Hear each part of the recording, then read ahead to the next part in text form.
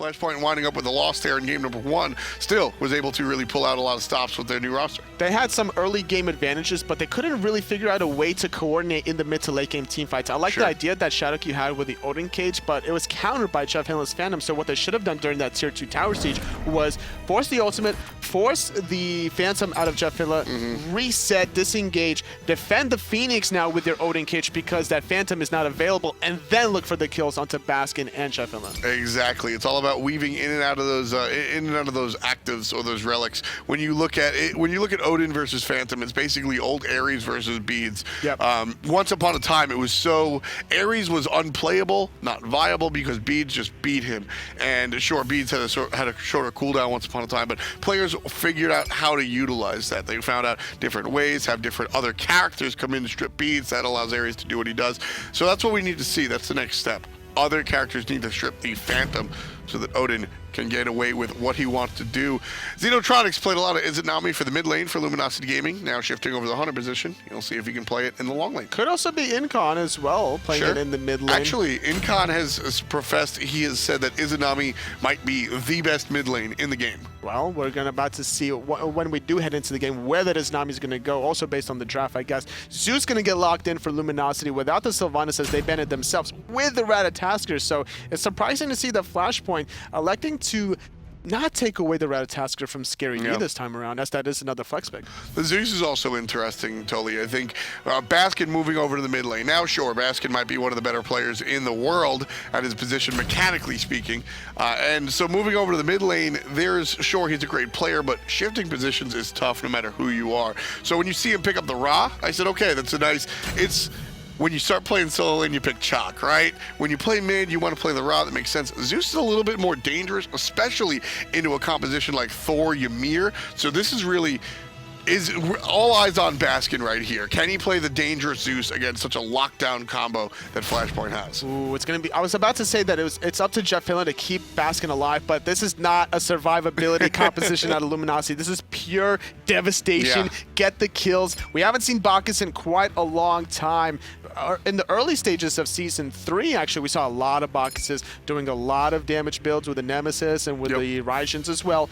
Kind of fell out of favor, but now this time around, being paired up with the Ratatoskr and the Zeus, there's a lot of damage on the board of Luminosity right off the bat. Could take advantage of the Ymir.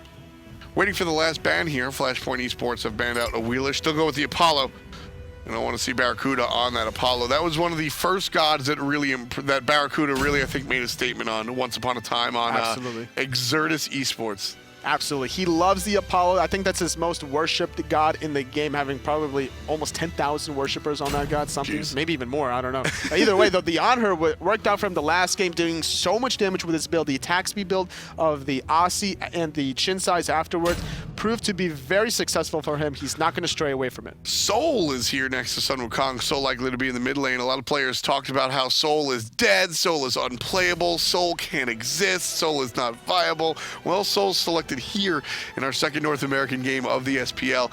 So basically, one of the bigger changes that's happened to Soul from the transition between Season 3 and Season 4 is the lack of that Fatalis effect. Now, I'm one that thinks that Soul is still effective. Yes. How are you feeling about her? I feel like she's less of a hunter now without the Fatalis effect, but you could still pick up Fatalis for that style if you want to. But with the setup that they have between the Ymir and the Thor, that's good enough for Soul to get off the Stellar Burst damage and the Supernova. Her damage is very high. People tend to forget about that. Incon will be the mid lane Izanami. XenoTronics is going to play the Soul, and I got to agree. I think that Soul becomes a little bit more of a traditional mage, but it's interesting because her identity of the in-hands is still there with respects to murdering towers. XenoTronics on the Soul, the second somebody looks the other direction, he's going to be able to just melt these structures. That is still a part of what Soul brings to the table, and still something that you absolutely have to defend and think about when you're playing against her. Well, once you max out that first ability on the Soul, you're going to have so much heat generated that it's going to be very easy to get at 100% heat. And once you have the Demonic Grip with her to shred away more of that magic protections off of those in-hands and the attack speed, your Stellar Burst and Supernova will absolutely melt targets. So looking at the mid lane, though, both junglers are here. But look at the left-hand side, wrapping around the mid-harpies is JeffHindla, but he gets spotted out by the ward. Yeah, and sort of like you were saying there, there's kind of multiple ways to play the Soul. Fatalis now has 10 penetration on it, so it's not a terrible item to toss into your builds. So if Soul does want to play the old Hunter style and be that basic attack character, she certainly can. Xeno can go that direction with Fatalis, or just build her like a traditional mage a la Zapman and just look to murder things, honestly, with huge stellar bursts and big damage. A risky play from Aquarius, able to get his own blue buff, recognizing that the invade was going to happen on the side of Luminosity. So not losing his own blue buff was very crucial because the red buff and purple now has been stripped away. Flashpoint doing a good job taking away the buffs on the left and holding on to their blue at least. Aquarius in some trouble as an early gank coming out from Mask makes Aquarius use the animals very early on. Not going to be caught just yet. Luminosity solo laner, Scary D. He's one of the 4 players that stuck around here from Season 3 to Season 4. I want to bring up the fact that he does not have teleport. In fact, going for the very aggressive Sunder and using it right away on that gank over there on the Sun Wukong. Scary D tried to Sunder, didn't work out, but certainly an interesting choice coming out from the Vamana. Yet again, Aquarius doing a good job using that Alex, being able to knock up both members there from Luminosity, making it so much more difficult to really lock down the Sun Wukong before his ultimate is there. That's the point in time that you don't really want to gank a Sun Wukong, but before that point, it's not a bad idea to spam that Sunder, just to poke him out, maybe use more potions. We saw in the last set where Allegiance's Cyclone Spin, he got level 1 Sunder as well, but he never really used it during the early laning phase. If you're going to use it, I think that the early Sunder is fantastic. You're making a target take a whole bunch of true damage plus 15% extra damage, and if you buy it early, that means you can upgrade it early as well. 500 gold to take that from 15 to, what is it, 30% extra damage on that Sunder when you hit somebody with it. It is an item that I still want to see more of. It's just so strong. Soul lane, both of them are just kind of boxing each other out. Scary D will have an easier time at this stage to be able to out-clear Aquarius, as Vamana does effectively out-clear, as Aquarius does have to use 3 abilities essentially to out-clear, having to use more mana invested. Now, with the invades from Flashpoint, we see XenoTronics with a 1-level lead over BaRRaCCuDDa. Luminosity here, trying to get the Fire Giant cam. Nice jump over the top from JeffHindla, and Baskin one more time puts his team on the board for the first time this game. First blood to the new mid laner, Baskin. Just like that, Ymir is so immobile during his freeze, during his ice carpet. It's a very easy target. Incon, though, is going to force into the Aegis there. I think he was afraid of the Intoxicate, but JeffHindla was only level 4 at that point. I think he was afraid, not just the Intoxicate that would have come in level 5, but also just the follow-up. If he gets stunned, the follow-up of the belly flop into whatever else Baskin's going to dish out. Likely to kill him, honestly, so... Bass taking a lot of damage off of the stun from Mirage, and then the follow-up from Incon. This is what you really want to do with a Thor jungler. Look for those long-range abilities, especially when you're defending your own tower. You have to be able to just not hesitate and throw those out there. And so Thor is a perfect example of a character of jungle starts. If you're playing Thor and you're going to max your hammer, that's your long-range poke. You can see the Bumble's Mask into the Bluestone. That's why you see this build come out from the Thor, because the Bluestone's going to help out, provide that poke. XenoTronics is going to get more than poked. He's going to fall down most likely, unless he finds a corporal form. He's trying to. The Separate is on cooldown for a little bit. Landing on him as Masto, nowhere to go. That Separate was on cooldown. Shadowq not able to really save him despite using that meditation. The Supernova bought him a little bit of time as well. The Aegis couldn't really absorb all the damage. JeffHindla with the Intoxicate rotating over.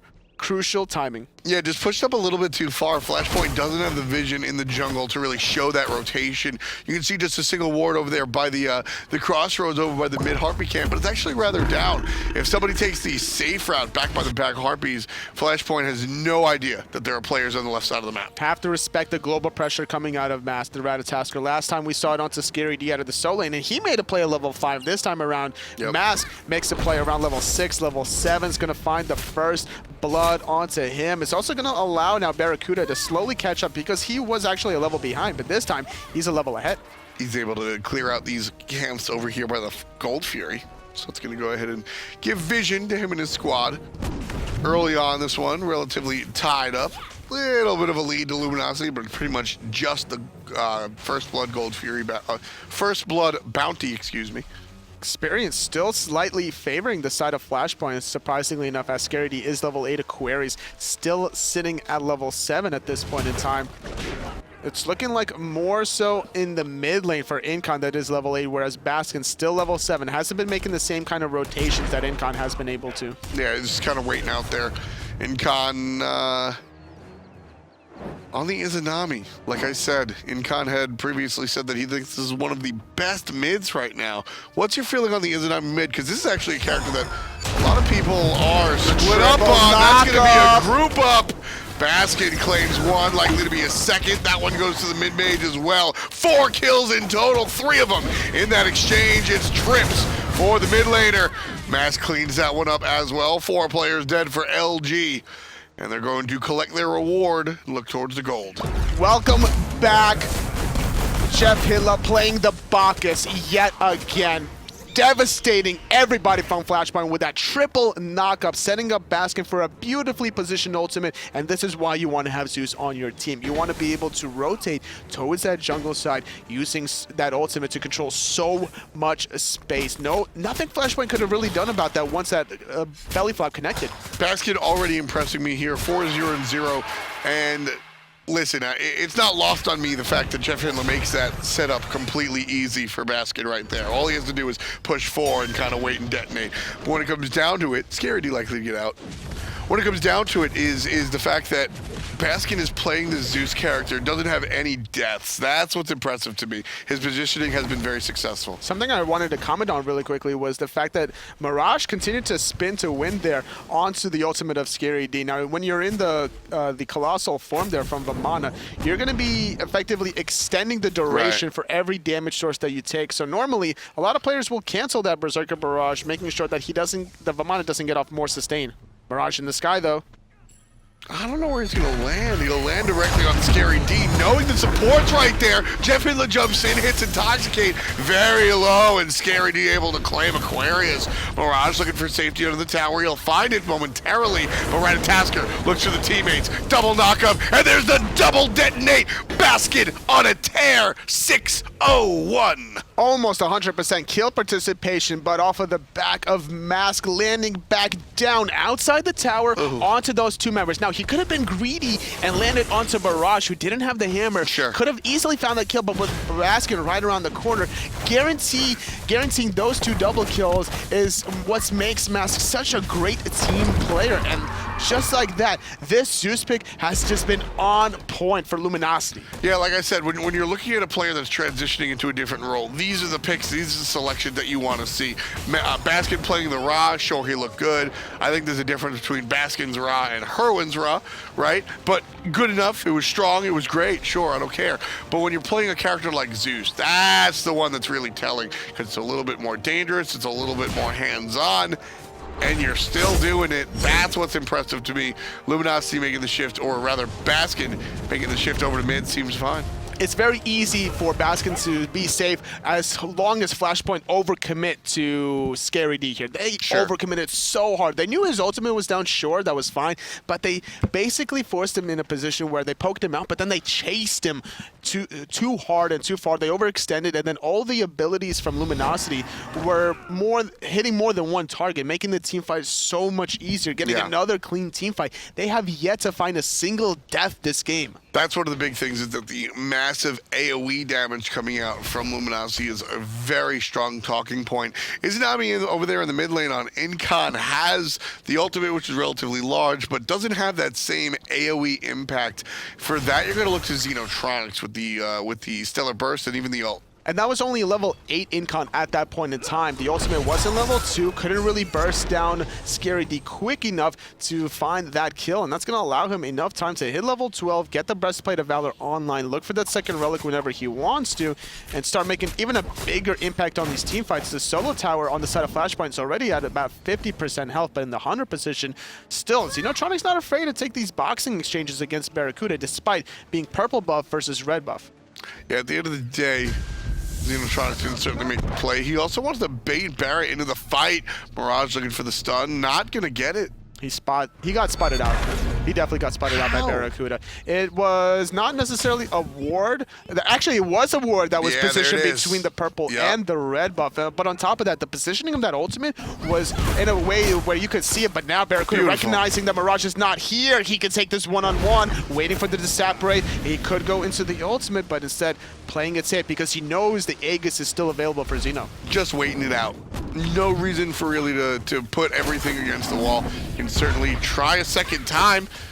That'll chase out the invulnerability from our... Mask is in the sky. He's going to land under the tier 1 tower, but it's just too far away. But at least gets out the ultimate from XenoTronics, making it easier now in this next team fight. Yeah, I certainly thought that was a little bit too much. Fatalis is now finished for the Soul, so we certainly see what direction that Flashpoint's hunter XenoTronics wants to go in. He wants to be able to use those basics, so expect things like Demonic Grip, etc. Now a little bit of poke there onto the Soul Lane, forced into the Sunder. Aquarius having to respond to the Sunder by going into the sky, regenerating a little bit of health there. The cooldown is still not available here to continue the pressure. That's tier 1 solo towers have to be responded to. The teleport is available now for Aquarius, but Gold Fury has respawned. So if he teleports in the solo lane, that means he's not going to be able to defend this gold. XenoTronics could make that rotation. Kind of think about that one. So many different layers there to the teleport game. There's the attack onto the Monkey Man. Ox always wins. Fine. Ox always wins in a knock-up Little War. Being prevented from getting knocked up himself. Great usage of that escapability. But Flashpoint around the Gold Fury, getting their own buffs. Luminosity, they're going to start grouping up soon. Level 13 on the Zeus has a great power spike, whereas Incon's still level 11, doesn't have that second relic available, just now finishing off that Fatalis. This is a great timing for Luminosity to start up this objective. It's also the fact that the teams are separated by so much. You're looking at a 6,000 gold lead, and Luminosity just going to take this one for free, and that'll stretch the gold lead even more so to almost 8,000. Look where Aquarius is. He teleported on the right, invading the blue buff, recognizing this was ScaryD. He instead's like, all right, you can I'll gladly give you my blue buff as long as me and my team can get the gold. And here's looking for the fight. Mask just comes down from the sky, doesn't really find much of anything. There's a nice little immunity coming out from the Soul, but Baskin cleans her up nice and quick. But Fire Giant is being looked at by Flashpoint. They have to be able to get this, and there's no possible way to steal it away. ScaryD's teleport is down. That's going to be a free Fire Giant for Flashpoint, but they're going to give up 2 towers. It's only half HP.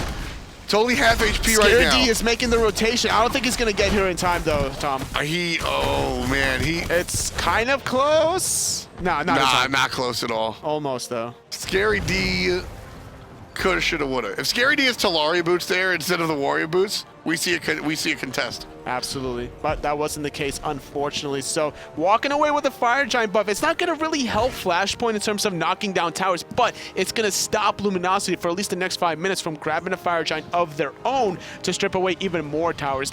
Defending that tier 1, tier 2 tower on the left was almost inevitable. It was a nice sacrifice. Exactly. I think that play coming out from Flashpoint. That right there is the veteran leadership of Shadowq. A lot of people have, ask where's Shadowq gone, what has happened to him. People think he's slipped a little bit here or there, but that play out of the Fire Giant was just beautiful. ScaryD, he's caught in an awkward position. 1v5, forced him to go into the ultimate. JeffHindla is right around the corner. He tried to get in there, but the wall prevented ScaryD from moving more north. Just nowhere for him to go, man. Luminosity now trading places with Flashpoint. Flashpoint now is the team that wants to get ahead here. Luminosity going to lose their tier 1 tower. That's 500 gold also. They did use the ultimate from Thor, so that's going to be a more difficult time to really engage here because they're going to have to rely on Shadowq to get these walls off, trapping members from Luminosity out of position. But then if Shadowq goes in, they're not going to have that great of appeal. Aquarius is the Wukong, more offensive-minded instead. Yeah, you really got to look at who specifically, what characters are stepping out of position and maximize on that, definitely no matter what. Still trying to wait for the fight. A little bit of poke coming out, but... I like the idea that Shadowq picking up this hardwood amulet, recognizing the fact that Baskin was going to be an issue to deal with, also going for Mark of the Vanguard. So every tick of that chain lightning is going to get mitigated. Right. The Bluestone pendant from both ScaryD and Mask as well. Great mindset, always building rather effectively. Mid lane siege coming out from Flashpoint. 4 players have the Fire Giant, and one of them doesn't. It's going to be Herwin, who's actually in a lot of trouble. Aquarius is able to get some help, but it's BaRRaCCuDDa that gets the kill. How did Barry even find that kill? Luminosity's running. Oh my, Scary Incon D answers back as well. Flashpoint ran that fight, and yet Luminosity somehow turns it completely around. Three players down on the side of Flashpoint. It was all Incon out of position. JeffHindla found a nice double knock-up. Incon didn't even have time to go back to base to pick up his second relic yet. He had the Aegis, he didn't have the purification, so once he got knocked up, that's it. He was all dead. Oh wait, that's a UI bug. Rough stuff. I think that was actually a UI bug. He did have a second relic as the timer just now picked it up. Either way, 13-1, folks. 16 exactly on the clock here in game number 2. Luminosity took game number 1 in a fantastic comeback. And right now, well, they're certainly leading this one and then some. About 11,000 gold in the lead, more so than the fabled 10,000 gold lead that we like to reference for being a very tough to come back from fight. Now, imagine that Flashpoint didn't have Fire Giant and that happened. Luminosity would pick up Fire Giant here. They'd be able to start really pushing down these Phoenixes. Not even the 20-minute mark yet with this kind of a lead. Honestly, they don't even need Fire Giant. Aquarius is going to be using that Ox. He's going to take a lot of damage from that Heartseeker as well. It doesn't look like a lot, but considering it's a Sun Wukong that's level 15, it's a decent amount off of one ability. Relatively fast game. We saw something that took until minute 12 to get first blood. Here we see 14 kills in 16 minutes. It's taking a different change of pace here for sure. Teams are feeling each other out in different ways, and it just seems that Flashpoint are not on the same page as Luminosity. It seems that the homework was done better by Luminosity. Well, why do you say that? Which aspect of the game do you think is more homework? It's just the execution of these picks and bans. We saw the early game effective from Flashpoint in the first game. Second half of the game was just not on point. Then we look at the second game here. They've just been down the whole time around. They prioritized this Izanami pick for Incon, and it hasn't been first pick worthy for them at all. No, that's how I evaluate picks and bans. You first pick a god, okay, how well did it do for you in the game? I'll give that to you right now, and like you said, pretty much nothing coming of the Izanami mid pick.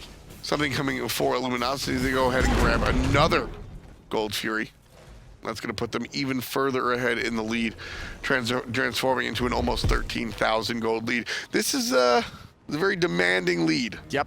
Especially with Fire Giant right around the corner, Luminosity could look for that objective. It's going to be very difficult for Flashpoint to even come close to touching anybody from Luminosity. They're down too many items here. Looking at Walrus, he has almost his 5th item truly completed. A lot of members here from Luminosity are working on their 5th items, whereas everyone from Flashpoint are still working on their 4th. And that's just to tell the tale of how well these teams have been doing as far as the tape is concerned, or at least the game itself. 13 kills to 1. I mean, that's the tale of the tape. Luminosity just been very dominant this time around, occasionally letting their opponent find a play here or two, but definitely able to bounce back and really honestly look towards the future. And it's all been masked with 100% kill participation with the rotation from Baskin. Now in the last-ditch effort, Incon and Mirage, they want to find something here, landing onto Baskin in the back, forcing the beast, but Shadowq gets taken out. Already, Scary D takes him down with the help of the Sunder. Here comes Baskin. 2 for the Rain Man as the mid laner is on a tear. 9 kills in total. Scary D answers one more time. Tully, 20 seconds on Shadowq, the rest 30 seconds. This is just a Phoenix, right? It's not going to be game, that's for sure. It's going to be a Fire Giant into a Phoenix. I don't think that Flashpoint can honestly hold a Phoenix push, even with all 5 members up. Now, the question is, how healthy is Luminosity going to be? BaRRaCCuDDa and Baskin a little bit low here after this Fire Giant. Going to have to sustain it back up. Going to buy a little bit of time for everybody from Flashpoint to respawn here. But with this kind of a lead from Luminosity, 15,000 gold, things are looking very gruesome for Flashpoint. So, Luminosity, why are they taking their time here? They've been in the 11 to 15,000 gold lead mark since minute 16 or 15 or so. Why are we watching Luminosity kind of take their time? They want the Tripskis. They want the 3 points walking away from the set. They want to make sure that they end this game very cleanly. Sure. They don't want to have any mistakes that they have to worry about heading into the game too. Practice is good, but perfect. They're using this game as practice essentially. This has just been a non-contest coming out of Flashpoint. No contention. You say that. Game number 1 was completely different story. Up until the 15 to 20 minute mark where the Odin cages were meaningless at that point. Sure. Because of JeffHindla being level 12, getting the Phantom. Big play. Not enough supports or not enough players really respond to the Odin cage with a Phantom. I agree. And that right there shows, JeffHindla and BaRRaCCuDDa, affectionately called the sex tank by a lot of our fans at home. I mean, this is the duo lane that's been together since, years ago. And there's a reason that they haven't changed. Now, has this team won Worlds? Not yet. But that's because it's not a 2 versus 2 game. It's a 5v5 game. JeffHindla and BaRRaCCuDDa have a slew of talented players joining them this time around, and they're looking good because of it. Well, this team hasn't won World, but the leadership of this team certainly has, and they're in a position to close this out as they push on the left-hand side. XenoTronics able to take out Baskin very early in this engagement, though. That's a really big play. Baskin's been the power hitter for Luminosity, but it just doesn't seem to matter. 2 players dead already. Chase on the right-hand side as well. ScaryD just zoning players out 3v1. Vamana does whatever Vamana wants. That left-hand Phoenix is going to fall down again, thanks largely in part to ScaryD's zone. And there's going to be the fight. ScaryD looking for the kill, and he gets it. Incon falls down. Luminosity now looking for, the Titan with that 4th kill. Aquarius, totally, that's going to be game. Aquarius falling. That's 4 members dead. Shadowq responding in 5 seconds. They're going to push out the left-hand side. They want minions to tank it first. But with Shadowq respawning, they have to play it safe. Gold Fury respawning in about 30 seconds. They don't necessarily need this Gold Fury, but it's just something for them to do while they're still waiting for more minions to start flooding in. With those 2 Phoenixes down, fire minions from the left, fire minions from the middle. That's the timing window for Luminosity to hit the last nail in the coffin. So if Shadowq is playing If Shadowq isn't playing Ymir, I think we actually see Luminosity go in for the win right there. If he's playing a god, if he's playing a Sylvanas, for example, or if he's playing a character that doesn't do as much damage or control as Ymir, I think we actually see the push in. But Ymir can get, especially when you're on the Titan, you're going to get multiple people frozen. There's a lot of damage. Well, the thing is, the wall would get destroyed by the Titan if it walks through it. So that's another issue that Shadowq has to worry about. Mask is diving into the backline, going to find a knockup onto Shadowq, going to walk back, avoiding the freeze, going to walk back in, though. Not going to find the stun, though, but still doing a good job poking out Shadowq. And I think more importantly than Shadowq respawning on the Ymir was the fact that there was no minions for Luminosity to really close out the game. That's why we saw the players walking over to the left-hand side to clear that wave to let the minions filter in. Better safe than sorry, absolutely, out of Luminosity. Such a clean game. They only have 2 deaths on them. They have 11 times as many kills as their opposition. Yeah, no, it's pretty much incredible. And the fact that one of those, so you're looking at the 2 deaths on the side of Luminosity are Zeus and ScaryD. Here comes Mirage right on top of Zeus and ScaryD, and nobody cares. Forced into the Acre. ScaryD diving the Titan, finding 2 easy kills. Baskin avenging his death previously. That's going to be a deicide. Luminosity walking away with their 2nd win of this set. 3 points, 27-2, not even 24 minutes into this game. ScaryD. I have to tip my hat to him right there. We saw a fantastic performance at Worlds. We saw a great performance today as well. So fantastic stuff coming out from Luminosity in both games, honestly. Flashpoint showing signs of brilliance. And to break down the matchup, we've got Taco. Thank you so much, JeffHindla. And indeed, we did see quite a few signs of life out of Flashpoint, particularly in Game 1 against Luminosity. We saw Flashpoint was actually in the lead for the start of that game up until around the 15-20 minute mark when Luminosity started fighting back, because the Odin did fall off a little bit, but they actually were maintaining about a 5k gold lead on the side of Flashpoint. So slightly unfortunate that their overall team comp just wasn't able to keep up with that of Luminosity once the mid to late game stride started to come into play. But overall, I think that Flashpoint did a really excellent job at least keeping Luminosity at bay. But speaking of keeping Luminosity at bay, Luminosity immediately turning right around and Baskin showing that he is definitely up to scruff with the rest of the mid laners in the SPL. His first debut on Raw and his first competitive game as a mid laner was honestly an excellent job overall by him. He was making sure to land his abilities, and while not necessarily securing any immediate kills with his raw snipes, he was still doing the necessary damage that he really needed to get off in order for his team to be able to find these last-minute pickups and kills, which overall would lead to Luminosity's successful sieges. And that's always really crucial and important on the side of a team to make sure that the damage is being dealt.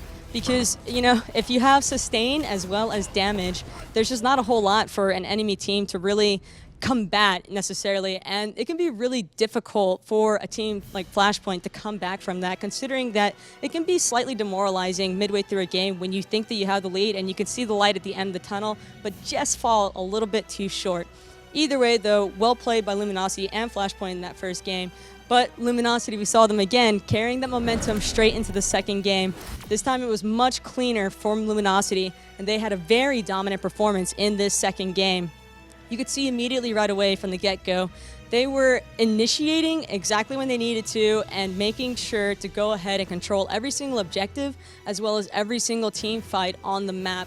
And there just wasn't really much of a response, and I think a lot of that loss on Flashpoint's end came to the weaker draft. Soul isn't necessarily a huge priority in the duo lane. Izanami, while she has a lot of potential in the mid lane, Incon wasn't really able to find his stride with it, considering that they just kept falling behind as far as those early game objective and jungle camp fights were concerned. And so Luminosity overall, we gotta give it Jeff the JeffHindla with some of the sexiest Bacchus plays for this day one debut. He was just non-stop securing and ensuring that his teammates could go ahead and look great. So he better be getting some loving tonight. Non-stop 3-2-man, 4-man flops, and it was just absolutely phenomenal gameplay by him. And I know supports don't typically get the shining star moment, but JeffHindla was definitely a mark to be reasoned with, because there's just no response. When you get knocked up by a CC, such as the Bacchus flop, it's really difficult to try and turn a team situation.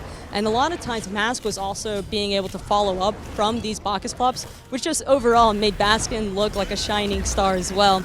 Going ahead and dropping a Zeus ultimate on top of himself to ensure his safety, as well as dealing tons of damage.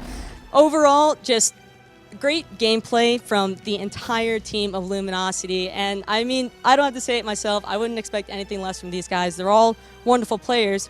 But we actually have one of your favorites coming up now. Baskin, how's it hanging?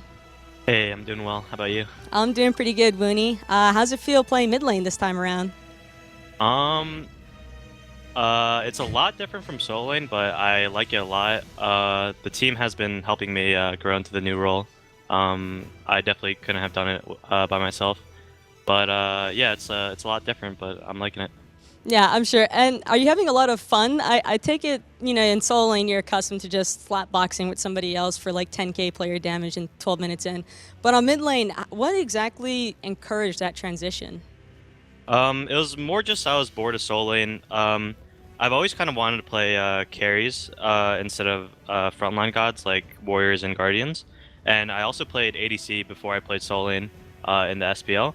And I've always liked ranged characters, especially mages, so I decided to just give mid lane a go. Yeah, well, you're definitely doing a great job in both of those games, first on the Raw and the Zeus. And who would you say has probably been your biggest contributing factor as far as really growing into this new role? Probably Jeff and Mask. They've kind of been like my coaches, I guess, because there's just so many things I don't know because I'm so new. Yeah. And they've just been like really patient and pretty much just helping me with everything because they're both veteran players in their roles, and mid and support and mid and jungle have to synergize well with each other. So yeah, probably Jeff and Mask. Yeah, well, I mean, I'm sure you're happy picking up that triple kill early on in the second game, thanks to Mr. JeffHindla there. Yeah. So, well, obviously, congratulations to you guys as well. And so I want to go ahead and ask you, is there any kind of like particular shout outs or anything you want to go ahead and give? Yeah, shoutouts to our org, Luminosity. They're great. I love them. And also shout out to our coach and our sub, Quintosh and Allied. They help us out a lot, and they don't get enough love. And shouts to my team, and that's pretty much it. All right, well, shout outs to Luminosity indeed. You guys did an excellent job. And for those of you who missed it, that was Baskin, the mid laner now for Luminosity Gaming, coming in strong, securing the 3 points for his team. Excellent overall gameplay from Luminosity. Really happy for those guys going ahead and picking up their first set win in this season of the SPL. And now coming up next, we're going to be seeing Enemy versus Noble Esports. So for that, we've got F. and Hindu. Take it away.